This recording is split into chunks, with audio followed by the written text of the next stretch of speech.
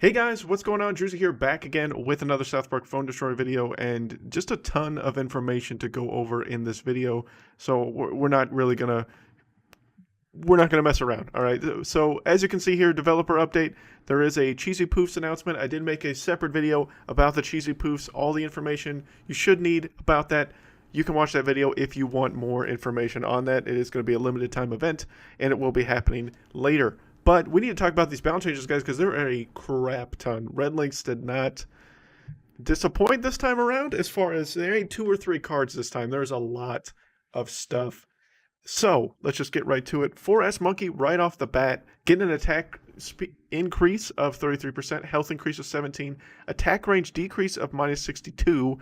So it looks like he doesn't have the same range as far as how far he hits from his basic range, which kind of stinks. That was one of the big buffs about him that was really good. It was able to make him basically easily beat out a Hermes Kenny of 1 level lower as far as epic rarity, or Choir Boy Butter, stuff like that. It was able to hit the epic assassins faster because of the range and other things like that. So he's not going to win those 1v1s as much. But, I mean, he does get an increase to the amount of damage he's doing and the amount of health he has. So maybe that'll even out a little bit. Time between attacks decreased by minus 5%. Movement speed increased by 11. And aggro range increased by 28% as far as the aggro from his explosion damage, right, is what I assume that means. So that's a lot for 4S Monkey. For somebody that is in the same theme as Space Toilet, I love 4S Monkey. You guys know that. He's basically been a kind of troll card, I guess you could say, but he's one that I got to level 6 fairly quickly, and then people started noticing how good he was, and now they just made him a little bit better. I mean, they kind of actually balanced him to some degree by giving him better stats, but lowering his actual range, I think is actually okay, and then increasing his movement speed, so he's not going to be on the field necessarily as long. And as an assassin, you don't want an assassin that moves very slowly, and not to say that 1.26 is slow, but you know, I don't know. The big one that a lot of people might focus on here, at least the next one down, is Dark Mage Craig, who's finally getting a buff, sort of. He's gotten buffs before, also sort of. This has still been one of the worst cards in the game. It's been really hard to really buff Dark Mage Craig just for the fact that he does AoE damage on his basic attacks, so it's very tricky to balance that, because if you do it too hard, it's going to absolutely make the card OP to some degree. So he gets an attack increase of 18%, health of 20, power radius added, so the power will now target furthest unit in range of 6. Power duration does not scale with levels and remains 6 throughout the fields. Okay, so there is a change to his power radius. Again, his power is that he throws a turd, basically, to lower their damage output for a temporary period of time. So I don't think the power aspect is really going to be altering that much. It's more the attack increase and health increase that's probably the more beneficial stat lines there.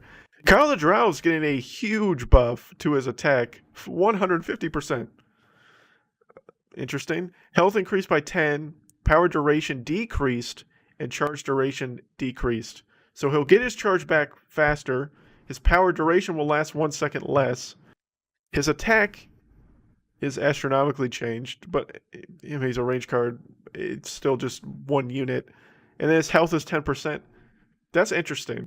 That could make Kyle Drow scarier and actually be a potential threat to some degree, other than just shielding a Douglas that 90% of people use him for. So that's kind of intriguing, and this is making fantasy look a little bit stronger, and it's already a strong theme. You get Chicken Coop. When it dies, it's going to spawn 2 additional units. That's not much. The Chicken Coop's already pretty solid. It's as good as like a just straight distraction card, but it is going to be a indirect buff to like Nymph Nicole and stuff like that, just because you're going to have 2 extra units for her to gain that additional health and healing from. You've got Unholy Combustion. This is the weirdest one, and a nerf, a big nerf. So Unholy Combustion now deals in a specific amount of damage. So it's 1,000 damage at base level 1 instead of killing the target outright, and the damage scales with card level. So maybe it'll go up 1,000 each level, so it'll still be high enough say at level 5 to kill a unit. I don't know. We'll have to wait and see as far as what the stat lines look like. But this is technically a nerf to Unholy Combustion. It basically makes it not a direct cancel anymore. There is no, it looks like no change to the damage it does to surrounding units. So there's that. But it is affecting its actual focus and purpose of the card. And Mystical is the strongest theme in the game right now. It needed some kind of tweaking. I don't know if this was it.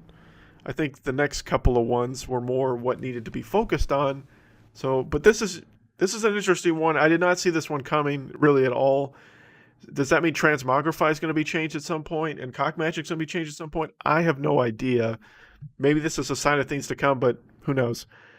The next two are ones that have been highly requested to be fixed.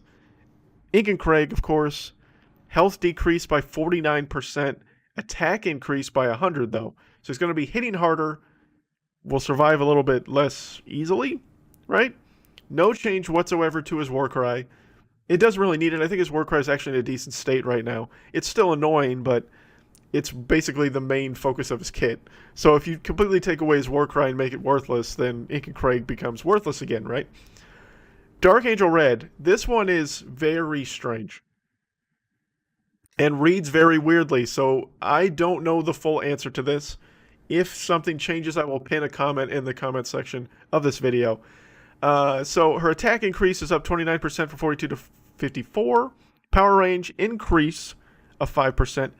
Level 4 power range decreased by 10%. Level 7 power range decreased by 20%. But her power now targets 5 cost units with less than 50% health. So does this mean only 5 cost? This reads as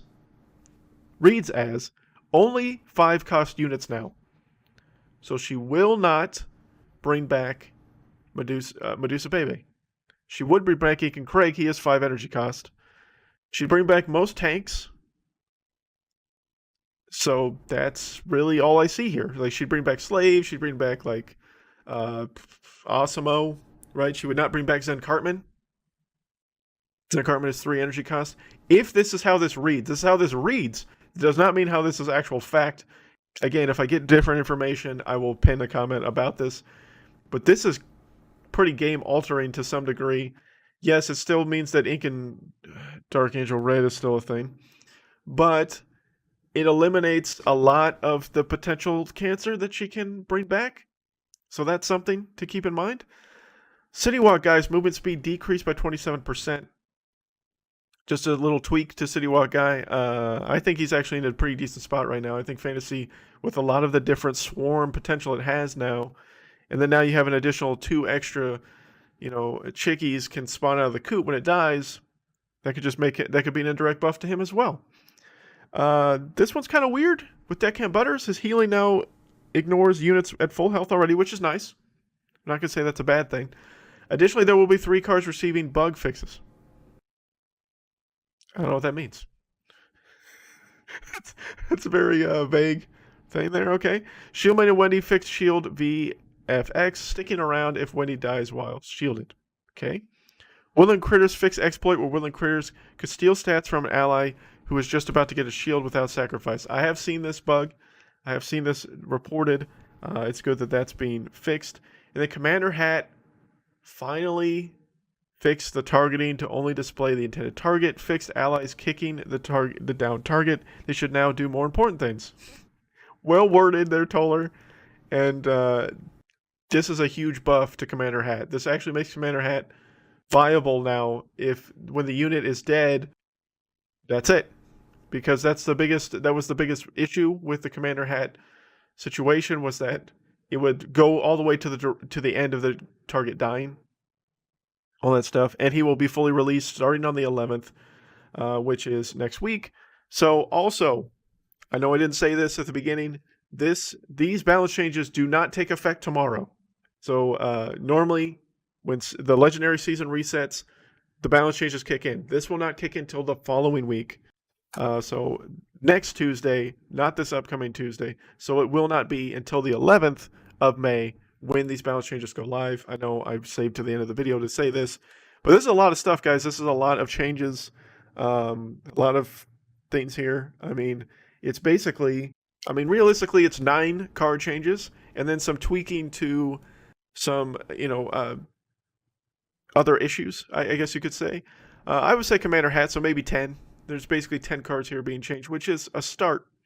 What do you guys think? I mean, I don't think this is. I think this is going to change certain things. I think the DAR change is important.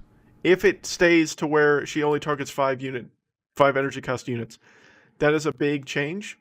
That's the biggest change here by far, to be honest. The rest is just kind of, it's going to change other aspects. And Unholy Combustion possibly could be a big change too. That's really about it. I don't think the Ink and Craig health decrease is nice. Don't get me wrong. He's going to die a little bit easier, but he's going to hit a little bit harder. So, plus it doesn't change his war cry, and Dar can still Dar him. So, that's all I really got to say about that. I don't see this as meta shifting. I see this as a mild meta. I guess it's a mild meta shift to some degree with the DAR change, but that's really about it for me. And again, if Unholy Combustion can't one-hit something all the way fully, that could be game-changing as well, and it's no longer the best indirect cancel in the game anymore. So yeah, those two things really are very surprising. I am glad for the Commander Hat buff, basically. The fact that he will now not target all the way through the death animation. That's really huge and a huge positive for me, because I really did like the unit, but that was a huge hindrance of it for sure. But yeah, what do you guys think? Hope you guys enjoyed the video. A lot of information. Hope it's helpful. And until next time, guys, you know who it is.